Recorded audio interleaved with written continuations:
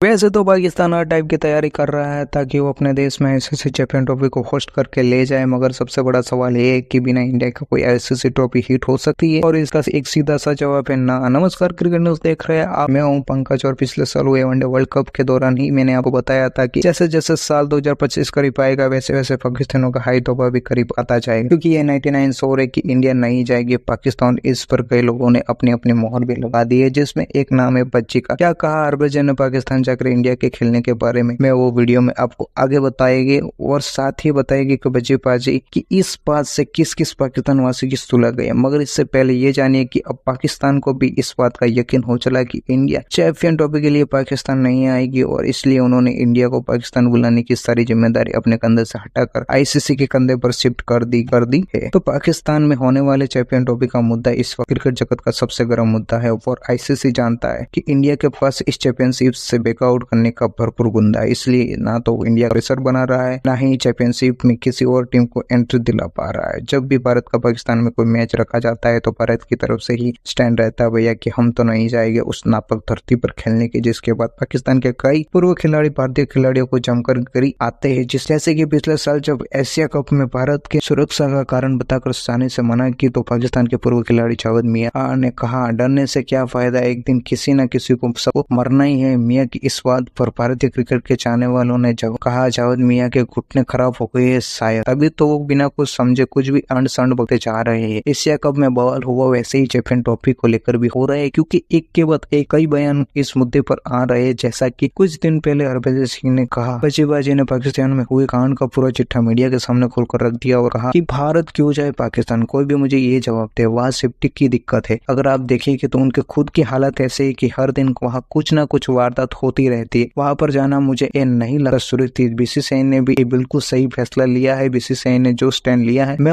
उसके सपोर्ट में हूँ। प्लेयर की सेफ्टी से बढ़कर कुछ भी नहीं है। हरभजन की बात से कौन कौन एग्री करता है कमेंट करके जरूर बताना। वैसे तो बीसीसीआई ने हमेशा ही कहा है कि पाकिस्तान में क्रिकेट खेलना पूरी तरह से भारत सरकार का निर्णय है। इससे पहले भारत ने पाकिस्तान की मेजबानी में होने वाले एशिया कप में भी टीम भेजने से मना कर दिया था। इसके बाद यह टूर्नामेंट हाइब्रिड मॉडल के आधार पर श्रीलंका में आयोजित किया गया था, मगर इस बार पाकिस्तान ने अरियल रुख अपनाया हुआ है और साफ साफ कह दिया है कि वो इंडिया के लिए हाइब्रिड मॉडल नहीं अपनाए। कंपेयर कर मामला वही फंसाई कि आखिर चैंपियन ट्रॉफी में होगा क्या। रोशनी डालते हुए बीसीसीआई ने एक सोर्स ने कहा है कि इस बात की संभावना कम है कि भारतीय टीम चैंपियन ट्रॉफी के लिए पाकिस्तान की यात्रा करे, लेकिन इस पर अंतिम निर्णय सराह लेगी और फिर आईसीसी इस बारे में अंतिम फैसला लेगी इंडिया के साथ चैंपियन ट्रॉफी खेलनी है या बिना इंडिया के बिना खेलनी है। और जैसा कि हम जानते हैं हाल ही में T20 कप पूरा हुआ, आईसीसी को 166 करोड़ का नुकसान हुआ था। ऐसे में आईसीसी बिना इंडिया के चैंपियन ट्रॉफी खेलने का रिस्क बिल्कुल नहीं उठाएगी, क्योंकि अगर इंडिया ने चैंपियन ट्रॉफी बाइकआउट किया तो आईसीसी को 3 गुना नुकसान होने की संभावना जताई जा रही है। आईसीसी के लिए इंडिया पाकिस्तान में सोने का अंडा देने वाली मुर्गी के समान है। अगर आईसीसी को भी ये ध्यान रखना होगा कि पाकिस्तान में मैच का यानी कि जीत से सोने के अंडे फूट भी सकते। ऐसे में साहब कि मामला बहुत नाजुक है, और इस नाजुक मामले में इंतजार है बस इंडिया और आईसीसी के सामने पाकिस्तान का झुकने का, क्योंकि वही है उनके लिए आखिरी रास्ता। बाकी क्या लगता है आपको, पाकिस्तान और बीसीसीआई इंडिया के सामने झुकेगी या फिर इंडिया की टीम जाएगी पाकिस्तान? इस पर जो भी सोचते हो कमेंट करके जरूर बताना, और मैं जाने से पहले हमारे चैनल को भी जरूर सब्सक्राइब करना। कल मिलते हैं एक और कड़क वीडियो के साथ, चैनल को सब्सक्राइब करके जाना। जय हिंद।